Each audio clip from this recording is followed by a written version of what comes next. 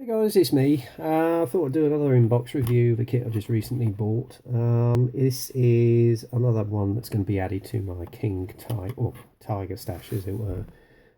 This is Cyberhobby's kit number 6662, King Tiger Henschel turret, 8th Tank Company, 1945. It's of a fictitious character called Hans Ritter. Which was featured in sort of a Japanese comic, I think. It's a beautiful looking kit. I've had a quick look at it myself. I've been told everybody else who just basically emailed me on Facebook and said it's one of the best King Tigers around. And in regard to Philip Price's question, did it have the same suspension system as a Panther? Well, it did. It was actually developed in this, although it was a bit stronger than the Tiger 1 and the Panther. Obviously because the weight was a lot more. This had around about 7 inches of armour compared to the Tiger 1's, I think, 4 or 5. It had the same reliability problems in regard to the engine, because the engine was exactly the same as a King Tiger. Well, exactly the same as a Tiger 1. But obviously with the extra weight, they had a lot more failures with them, unfortunately. But when it was used in battle, it was used very effectively, particularly during the Ardennes offensive. The Henschel production was actually the early production, and then later they had the Porsche turret version, although it was still produced by Henschel. As I say, it's one of the most momentous tanks of the Second World War. A big old beast, I have to say. There is one at Bovingdon, although it's not running, but there is one out in France that is running. And apparently there's one in Switzerland, which they're refurbishing into running condition as well. Anyway, without further ado, we get on with the inbox review itself. As you can see there, you've got the art illustration with the comic in the background. You've got the insignia, which is featured on the side of the turret here. And there's an illustration of the fictional character Hans Ritter there. And also with the kit, you get figures as well. Okay. As I say, the kit number on this one is 6662. This is actually a 2012 reboxing of an earlier Tiger, which was released here by Dragon in 2004. Again, it's very much treasured and prized. This one, I was very lucky to get it at the rate I did, which I think was around about £47, I think, on eBay. So I managed to get that through there and collected it. So yeah, lovely kit. As I say, I like the illustration on the box art. The insignia I love. Camo scheme's quite interesting. I've got an idea in mind of possibly doing a diorama with this, but we'll see. On the side of the box, you've got the CAD drawings here of some of the running gear, and you get the magic tracks, as you can see there. Some of the etch brass, you can either have the back hatch of the turret open, and then some other parts of the hatch there with the hatch system itself. Okay, and then some information on the side of the box here. Okay, right, without further ado, we'll open the box. Okay, I've got the instruction sheet here, which we'll put on the side. As you can see, it is crammed with all the goodies. You've got the ordinary Dragon card with the beautifully cast rolled metal barrel. You've got all the etch brass bits there. You've got a tow rope, commander's cupola, chain, and you've got the magic tracks right there as well. Okay, so I'm very, very lucky I got this kit. Okay. Because unfortunately with the newer releases they're getting from Dragon, they seem to be disregarding that now, but having to charge the same price, which I think is totally out of order and a bit cheapskate of them. But there you go, that's my argument. Again, with the instruction sheet, you've got the box art illustration as depicted on the box, a sprue tree, and again with the blue areas is all your spare parts that you can use for future builds that aren't going with this particular version.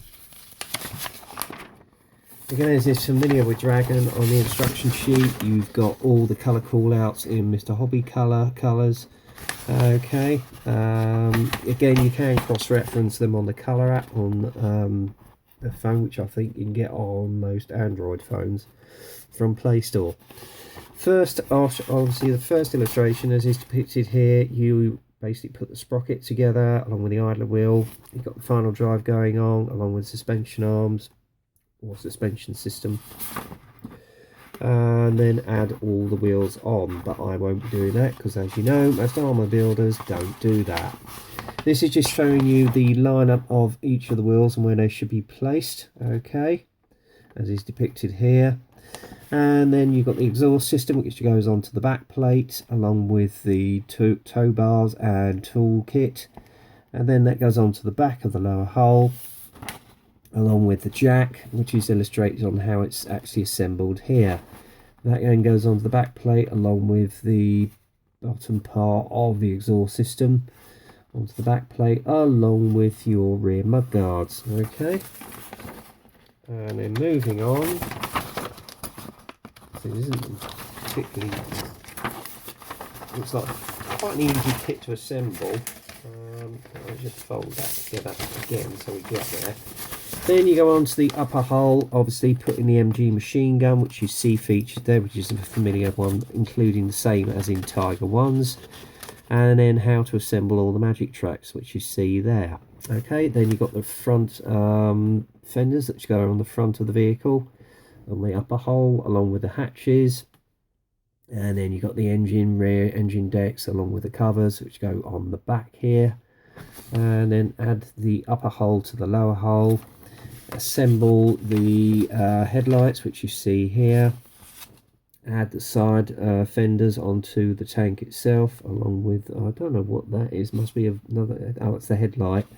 And then it's showing you how to put the tools together, etc., and where they're supposed to go. Okay. Add the side tow bar, which you see there, to the vehicle, and then you've got the amount of, well, it's actually indicating here where to put all the tools onto the rear of the actual hull, and then actually positioning the width and length of the actual side tow bar onto this side of the hull, and the other tow bars onto the other side of the hull, which you see there. And then I don't know what these are. What show those? I think these are, yeah, these are the engine covers which go on, and it's showing you where to put the edge brass onto the top of the frame there, and then add them onto the back of the actual engine plate. Okay. And then moving on, obviously the assembly of the turret, and then you've got the rear breech which you put it together, and you've got a little swivel arm there so that you can move the actual turret, the actual gun. And then add all the internal we've got a few internal details which go on the inside of the turret. That look must be the telescopic sight. This is the hatches which go on the top of the turret. Then how to assemble the commander's cupola, as it were. Add that onto the turret. 2 turret guards going along with the mantlet, and then of the sub-assemblies onto the turret, including the rear loading hatch, which you can see how it's assembled there. And then how to add the metal bar, but you've got the option of using the kit zone one if you should so wish, along with the mantlet. And then put the spare tracks onto the side of the turret. Find a few details there onto the turret, and then add the turret to the lower hull. And there you are, Bob's your uncle. That is the assembly completed. Now, the thing I am looking for next, if I can find it, he says, oh, this is a complicated living thing, it's like a concertina file. Ah, here we go. Got there in the end, guys. Right, on the back, you've got the one colour call out for the fictional Ritter's tank, supposedly based in Eastern Front in 1945. And then basically it's showing you how the assembly of the figures down here. Okay, right, that's the assembly process run through. Let's go on to the best part of this, which is all the goodies. Again, as I said, you get the full dragon card, all the etch brass, metal barrel, commander's cupola with the tow chain. You got your tow ropes there, and then at the end your magic tracks, which you see here. Okay, let's get the first sprue out. Now I haven't actually opened these up yet, so it's going to be as much a surprise as it is to you guys. So I'm just going to quickly open up one or two, and I have to say the detail on this is beautifully crisp, up to Jargon's usual standard. Well, Cyberhobby's usual standard, I'm sorry to say. Apparently this was also a DML kit, as it were, so I've been informed. Right, let's have a look here. Right. Oh man, this is gorgeous. Right, here we go. Oh, I don't know if you can see this, but on the upper hull, you've got some beautiful texturing there with the anti-slip surface. And I love the way they've caught all the weld seams on the front, on the side here. It is absolutely gorgeous, guys. I don't know if you can see that in the light. I might just be able to pick that out. There you go. I mean, if I run that through, you can feel, you can hear it. I think it's also a little bit of texturing on the rear plate as well, the lower part of it. Again, very crisp and clear, guys. It's really beautifully done. And there's your front fenders. You can see there. There you've got your barrel rods. Which I can find. Hang on, up here. Can't get them up to there. You've got your barrel rods right there. And the ends of your tow rope. Obviously, you put the brass rods and attach them to it. Gives it more an authentic weighted look. This is absolutely gorgeous. It really is, guys. I'm really impressed. I heard this kit was good, but now I can see why. I mean, the detailing on the tow ropes. If I can get it near enough. I don't know if I can get it near enough at all. Hang on. Let's get it into shot. Where are we? There we go. Look at the detail on the tow ropes. It is gorgeous. Oh, wow. I'm well impressed. And here we go with the turret as well. Again, beautiful texturing of the anti-slip surface here. Beautiful weld seams. So those have come up extremely well with a pin wash. And even on the sides of the actual turret, you've got texturing as well. And if you can make that out, but if I run my fingers across it, you can hear it. And then obviously you've got the front mantlet. You can see here. Lovely and crisp again, guys. And yeah, they've caught the welds on that beautifully. And the commander's cupola, well, you've got the ordinary kit one, and then obviously you've got the optional one, which is in the Dragon card. But again, on the back of the actual hatch here, if I can see, if I can place it in its shot, look at all the detail on this. Weather that up, that's going to look super. I'm very tempted to actually get the Linden interior if I can get hold of it, actually, and might do the interior on this possibly. I don't know, I haven't made my mind up yet. But the casting on it is beautifully done. You've got the option of doing the two halves, but I'll be using the metal barrel, obviously. What else can I show you? Not a lot more on that one. Again, you got the hatches here, some of the crew hatches on a separate sprue. I'm going to put them back in the bag because I don't want to lose anything out of this bag. Okay.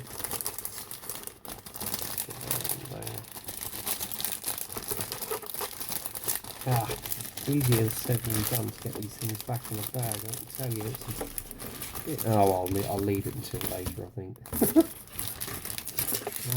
Excuse my French, I nearly swore then. First of all, I apologise. It's just, I am absolutely blown over with this kit. I really am, guys. Right, let's have a look at this next sprue with some of the running gear.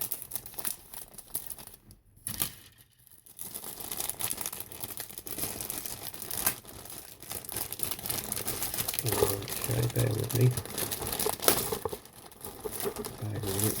Okay, here we go. Not quite, he says. There we go. Wow. There we go. Here's some of the, you've got your final drive there. That That's your sprocket. Again, the detail on it with the rivets and everything is exquisite. It really is beautifully done.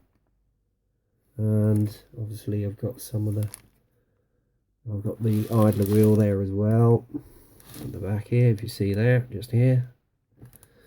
And there's your exhausts. If I can get that one into shot. There you go. That is absolutely exquisite. It really is. And yeah, I am really I think this is going to be one superb kit. In fact, this might be my first build of a King Tiger.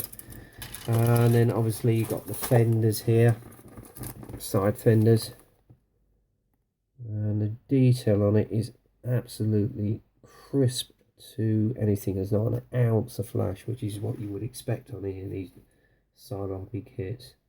What's this? Oh yeah, you've got part of the gum breech right here, as you can see.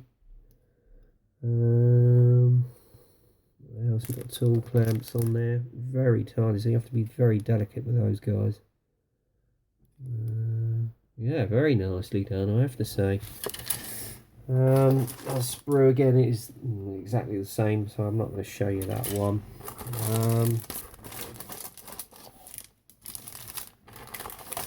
I'm not going to take this again.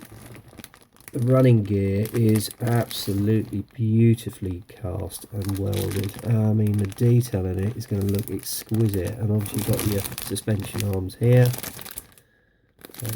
Surprisingly with this one, there is no interior suspension arms, which I was a bit surprised at. I thought there might have been. Maybe I've missed them, I don't know.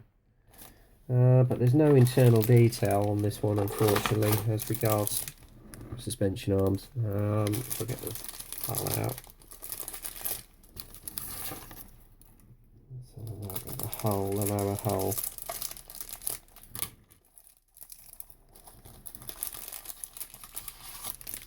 Oh, that is good. I've just noticed one or two slight little pits in the welding, so that's a slight letdown. But to be honest with you, you're not going to see the bottom of the tank. I mean, yeah, can you see it? You've got pits here and there, but by the time you get it all weathered up, that'll be fine. Again, the weld seams are absolutely exquisite on the bottom here, and you've got the texture on the underneath as well. Absolutely gorgeous. Really nicely done. Hats off to Cyberhobby for this one. I mean, it really is an exquisite kit. And then finally, I'll show you. You've got some of the sub-assemblies for all the Commander's Cupola right here, as you can see. Okay, sorry if I'm skipping over this because I don't want to run out of memory card. And then obviously you've got the crew figure here, and beautifully done. Beautifully done. Detail on these is gorgeous.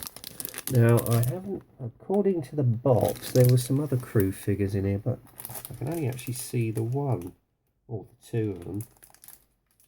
So, that's a bit misleading. Maybe I've missed them, I don't know. But in a nutshell, that is the Cyberhobby 8th Battalion King Tiger Henschel turret, circa 1945. And where's that dragon card I put down? Oh, there it is. And somewhere in here, finally, is the decals. I don't know what they're like. If they're anything like my first Tiger, they'll bed down beautifully.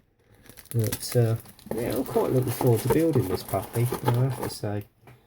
It's a lovely, lovely kit, and if you can get hold of one, do. I think there's still a few available, but they're getting rarer and rarer. I was just lucky to get hold of this one. Anyway, that's it for this review. I hope you enjoyed it. I might possibly get started on this one after I've done the Fury build, possibly, but we'll see. Anyway, that's it for now, guys. So until the next time, get kit crazy, happy modelling, and I'll speak to you soon. Cheers.